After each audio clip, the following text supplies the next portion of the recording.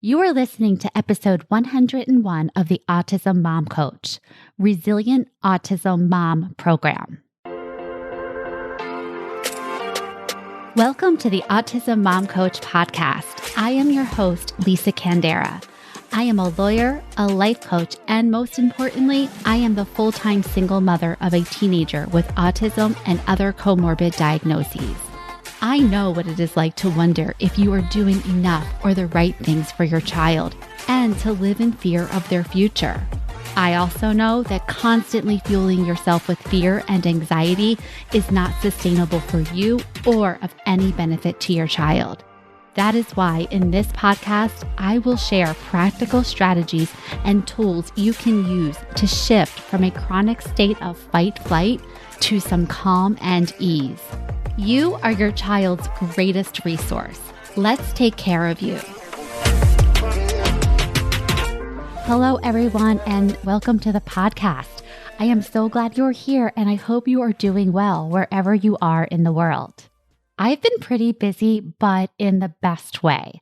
This past weekend, I had the pleasure of meeting autism mom and author Carrie Cariello and her husband Joe in real life. It was so nice to meet them, and my goodness, they are a stunning couple. They are so tall and they're just the nicest people.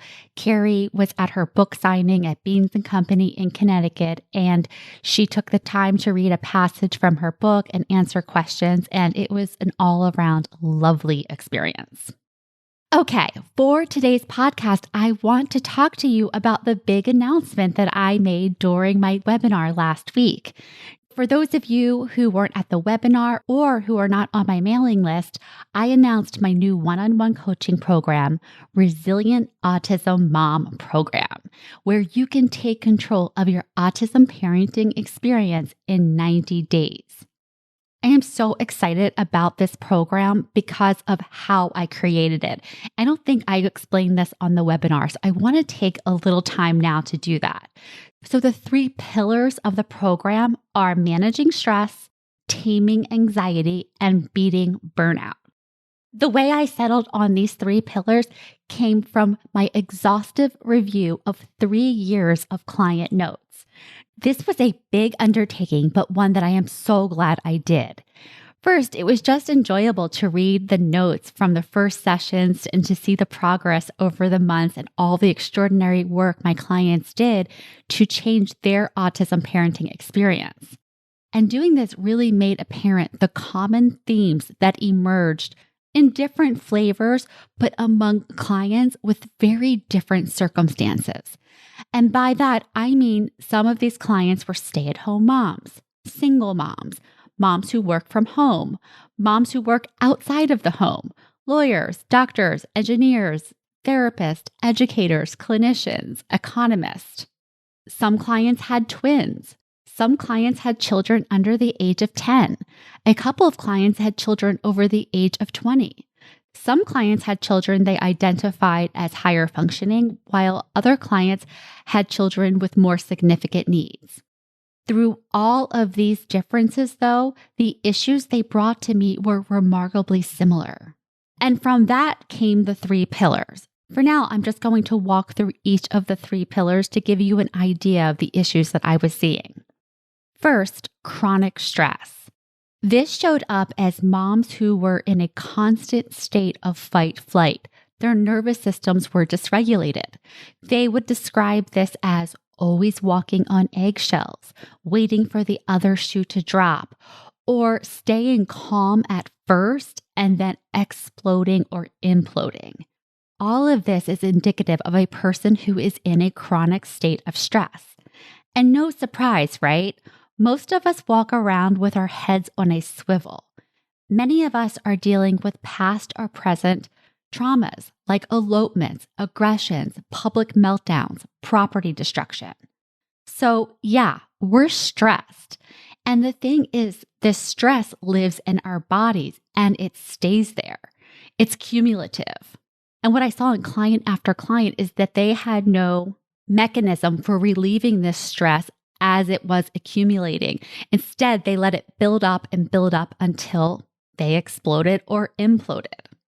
and what I saw across clients was that addressing this first and foremost was really the foundation for our work and the foundation for all the work that they were able to do with their children and in their homes.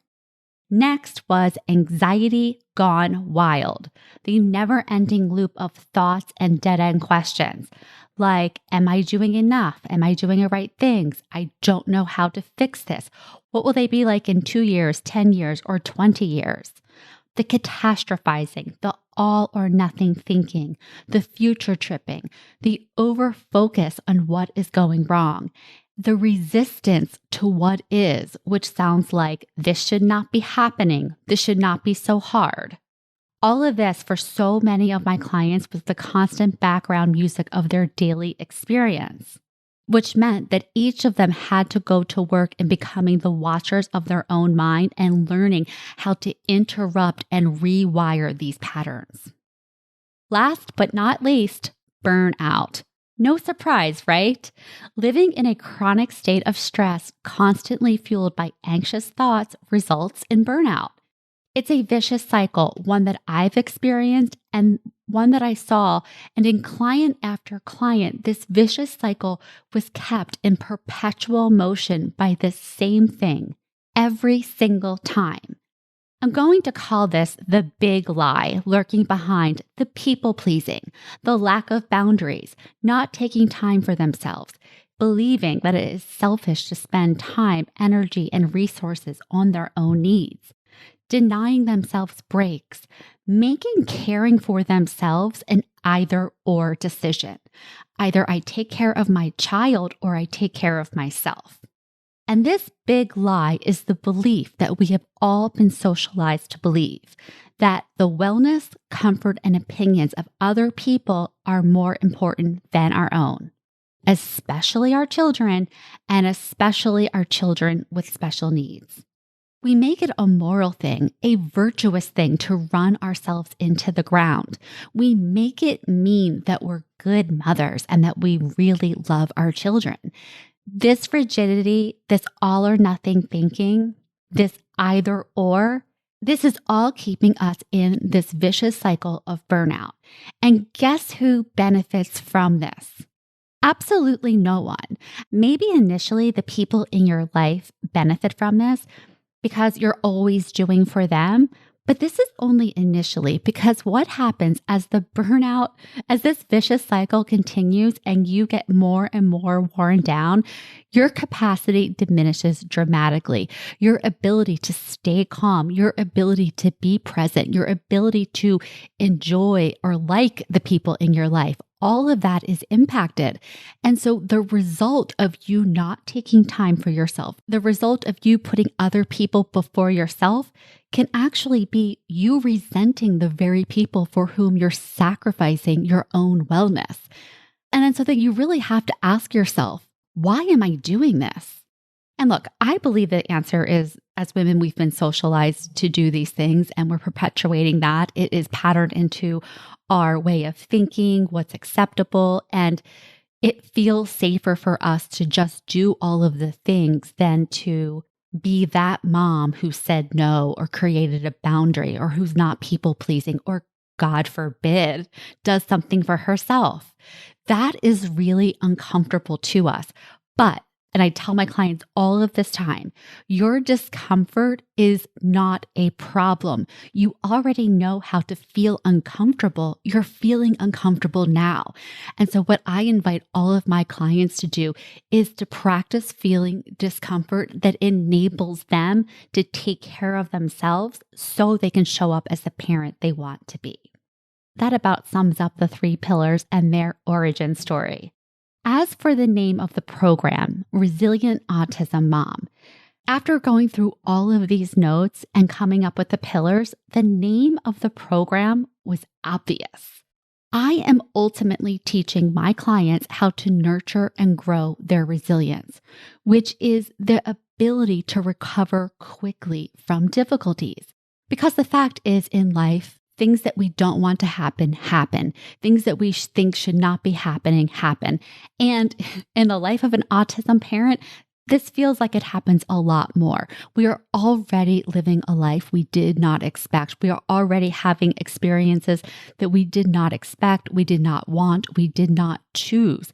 And so the ability to navigate these challenges, to manage ourselves through them, that is what it means to be resilient. It means we get knocked down and we get right back up. It doesn't mean we don't get knocked down. It means we get back up. And what I have found from the last few years of doing this work and all of the things that I have experienced in the last 4 years, I recover quickly. I recover better. That is the gift of learning these tools and these strategies and incorporating them into your life over and over, is that when life happens, you don't feel like it's happening at you. You are more in control of your experience and your ability to respond to, again, life happening. So there you have it. Resilient Autism Mom Program, 90 days to take control of your autism parenting experience. If you are ready to change your autism parenting experience for the better and take 100% responsibility for the one thing you can control in this journey, and that is you, then I want you to schedule your consultation call now. The purpose of this call is for us to get to know one another and to decide together whether it makes sense for us to work together. Whether we do or not, you will come away from this call feeling better. All right, that's it for this week's episode. I will talk to you next week. Thanks for listening to the Autism Mom Coach. If you are ready to apply the principles you are learning in these episodes to your life, it is time to schedule a consultation call with me. Podcasts are great, but the ahas are fleeting. Real change comes from application and implementation, and this is exactly what we do in my one-on-one coaching program. To schedule your consultation, go to my website, theautismmomcoach.com, work with me, and take the first step to taking better care of yourself so that you can show up as the parent you want to be for your child with autism.